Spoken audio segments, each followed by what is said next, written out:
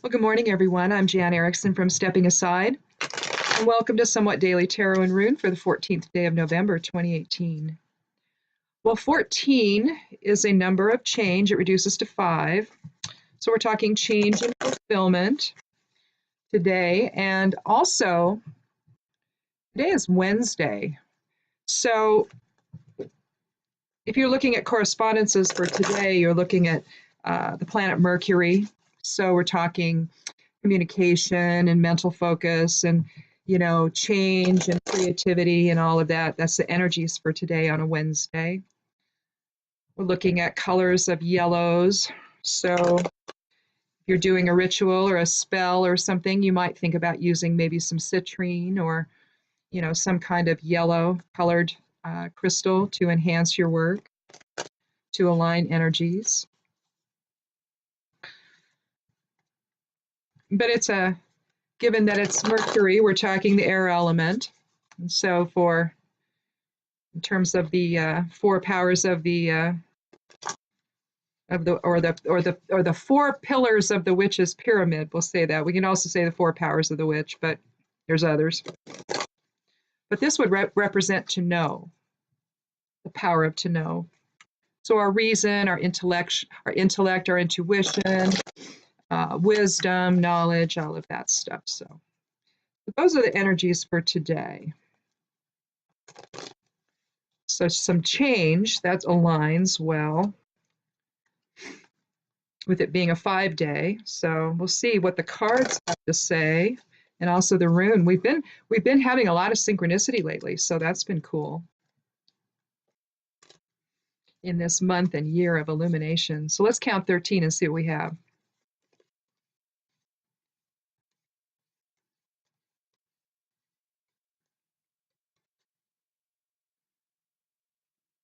Okay, well, it's a 5, so how about that? It's a 5 of swords, again, aligning with the air element. Maybe I should go over here. Ooh, maybe that's better. There we go. So you see some sketchy clouds in the sky. They're not quite white, so there's a little bit of illusion going on here. You see the water in the background. You see a couple of guys that are hanging their head. One's hanging his head. He's bereft. He's upset. And you've got this guy here. Well, the 2 of them there, they're not paying attention, are they? They've been through some kind of a battle, either, in this case, it looks swords. So, it could have been communication. There could have been some, intellectual or type of conflict, it's intellectually based but it could have just been they duked it out with some swords. So, but you see this guy right here in the front, he's looking back at them and he doesn't seem all that upset. So either he's won the argument, okay, he's won the battle, or he's stealing.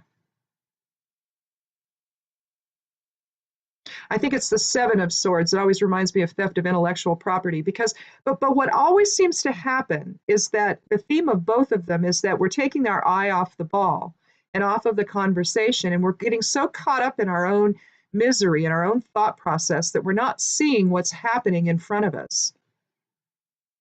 So that's an interesting theme, right, for today, that we're not paying attention closely enough to what's going on in front of us.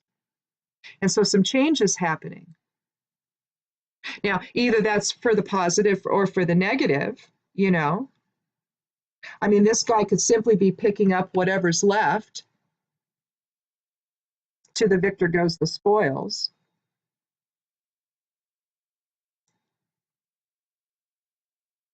But at the same time, I'm bothered by the fact that this is happening without them knowing. It doesn't seem to be, I look at that and I don't feel a sense of benevolence on the part of this guy. It's not like he's just cleaning up because everybody's too busy being upset and he's being the good guy and cleaning up after everyone. Allowing everybody else to process their own stuff and their grief or whatever is going on with them. Let's pull another card just to see if maybe we can either get a background to this or because it just seems like there's so much going on in this card that we don't really know. But we know that something has changed. We know that some people are upset. We know that somebody's picking things up. And it may be that he's taking from them. But it could simply be that he's the victor in all of this, and he won the battle. He won the argument, if that's what this was. Because we think swords, we think intellect. So 10, 11, 12, 13. See what it says. Well, we have the Four of Pentacles. So this is a war over our foundation, maybe. A war over our direction, maybe. Where our focus is going to be placed. Here, we have somebody that is hanging on to his own stuff, his own possessions. He has his back to the kingdom. He's the king, but he's miserly, and he wants to hang on. That's his foundation. He's not paying attention to the rest of the world, to the people that he governs. He's in this for himself. And so maybe the change that's afoot is maybe a change from this sort of thing happening, okay? That maybe the discussion at hand then is over just exactly where are we placing our focus. Are we going to be miserly with our fortune, or are we going to share it with other people? So when you see a king, you're either looking at someone who's an authority figure, or you're looking at someone who has control of things. And in this case, this guy has got tremendous control. I mean, he's stepping on his wealth. He's holding it tight. He's putting it on top of his head so everybody can see just how wealthy he is. I mean, it's really kind of all about him. So maybe we've come through it, and now we're picking up the pieces, and maybe we're going to take a new direction now. I'm still bothered by this guy, though, So either he's a messenger of that king, or maybe he's just somebody that's really happy that he won, and he's just cleaning up the mess that was left by these other people. I don't know. But clearly something is happening. This guy's clearly got a different focus. So maybe the runes can tell us just exactly what that is, if this is going to be something that's a positive change, or if we've just taken our eye off the ball and someone else is cleaning up after us. I don't know that whatever this is about is not still affecting us. So, well, Rido, again, number 5, the 5th rune of the Elder Futhark, again, change, number 5. So we've got another synchronicity, a 5-day, a 5 card, a 4 card, so, but still. And then Rido, or Rado, which is the journey that we take. But it's how we take that journey that matters. It's about the integration between horse and rider. So you've got, in that respect, you've got maybe the horse and rider know each other so well that it's almost like an intuitive connection that they have together. Maybe the rider can pretty much maneuver the horse just with pressure from their thighs, for example, from their legs. And so, just a little bit of pressure one way, the horse knows to turn. Well, Rado is essentially about our soul's journey in form. And what we've got there is, are we going to make that journey in a way that's integrated? Is our polarity integrated, or is it all over the place? Here you've got some miserly things happening, really. You've got somebody that's hanging on to wealth so tightly that he can't have a sense of generosity toward anybody else. And maybe here, I don't know if this is representative of the election, maybe, I don't know. It just seems like we've had a theme that seems to be not only something that we can apply to ourselves, but also that we can apply to the greater society that we live in. But it's interesting, clearly we had a pretty big change this last go around. Let's see what the little rune grimoire says, though. But just about, oh, yeah, and justice in right order, okay? This doesn't feel just, okay? This doesn't feel like right order is present, okay? That justice is actually what's ruling, or rule of law. He doesn't seem to be about this. He seems to have it all about him. And so,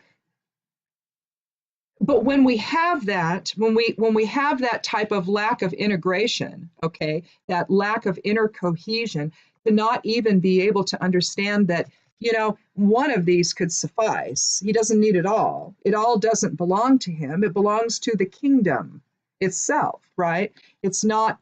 In other words, the president of the United States doesn't own the treasury, just like the president of the United States doesn't own the judiciary, the judicial system. They don't. They have to be separate so that there's checks and balances, hopefully. And when that goes awry, well, then you end up, I guess, with this. And then we argue, and someone is the victor. So maybe the sketchy clouds in this case, blue sky is there. So maybe the sketchy clouds are moving out of the way. And we're getting to the point of maybe a little more clarity. But this particular energy of Rado can be used to correct unstable situations. It can be used to find our true purpose. And maybe our true purpose is not to be the miser, but to be the generous individual, who understands that we collectively do better, together in unity than we do apart. So, but what Rado is trying to tell us is that we need to be making good progress here. We need to essentially understand that even it's more about that process of coming together than necessarily the outcome. The outcome, of course, is nice. We want what we want to happen. But at the same time, maybe we find out along the way that our needs are not as great as maybe someone else's. Or maybe it's more about the greater good than about the individual.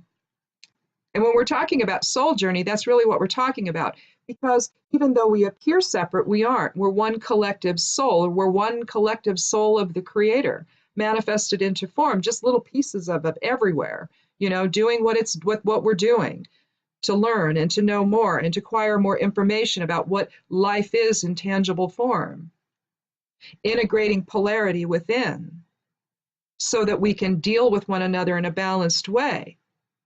Without, see? So there's your integrated within and without. We can think of that as above, so below if we want to, allowing spirit to inform this process. Spirit is not informing this process, only ego is, okay, where we're only concerned about our own wealth and our own security. And we ignore what's going on, behind us, the needs of the entire kingdom in this case. And here, they're all caught up in their own loss. While this other person, maybe we don't need to be so concerned about, that maybe they are just coming in and cleaning up the mess. And maybe we just need to let the clouds dissipate, see what we've got before us, and then see what we need to do to go from there.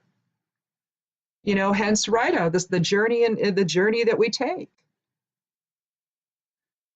But if anything is clear from today, alignment of the 5 with the day and the card and the rune, you've got a sense of change that's on the horizon. The clouds are dissipating, and maybe clarity is returning. We're going to see what's going on. We're going to get some more information.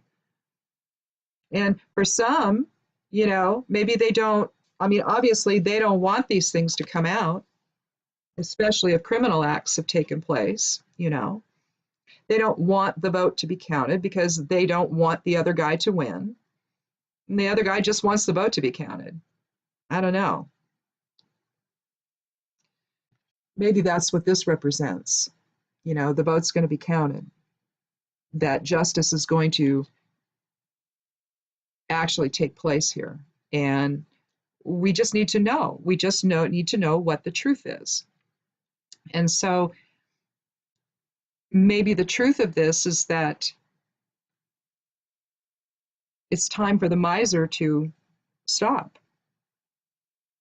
And if that's not possible, and if we find out through, more truth that comes out, maybe, because maybe this is really more a card of truth and revelation, of letting things sort of, shake out the way they are. Who knows? In this month and year of illumination, we might still have some more things to discover, I think. But one thing's clear, change is coming, change is here. We need to just embrace it, and we need to move forward, and we need to do so together. So anyhow, something to think about. I've got something brewing in my head about what I'm going to write on the blog. I think it's going to be about the energetic channels we create with others, and what that means in terms of how we keep ourselves calm, and what stuff we accept from others. Sometimes I think we accept far more than we should. If somebody gets mad at you, for example, if you did something, and right away. That it's very rare that you're completely clueless about something like that. I mean, sometimes you genuinely don't realize that you did or said something, that maybe hurt someone's feelings or caused some trouble or whatever, maybe you don't. But most of the time we do. And those people who consistently behave this way, that do things and, are like, what did I do? That act dumb and all of that. It's difficult to deal with people like that.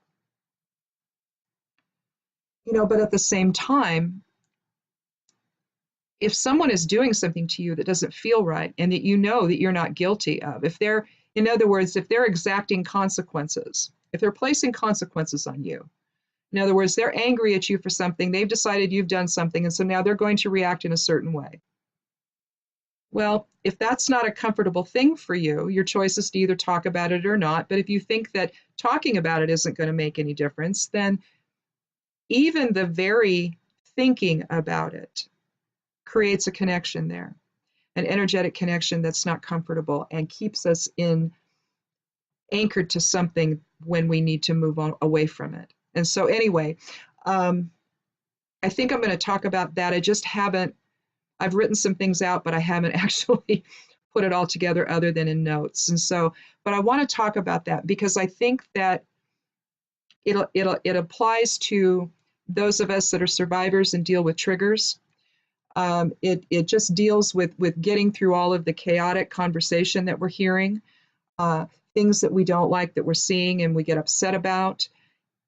If we look a little more closely at how we're connecting with those things and see that we can actually turn our attention from it, it tends not to affect us as much when we do it that way. So anyway, I want to talk about that, and I'm going to flesh it out a little more, and then I'll put it up. So maybe it'll go up today, maybe it won't, maybe not till this weekend, I don't know.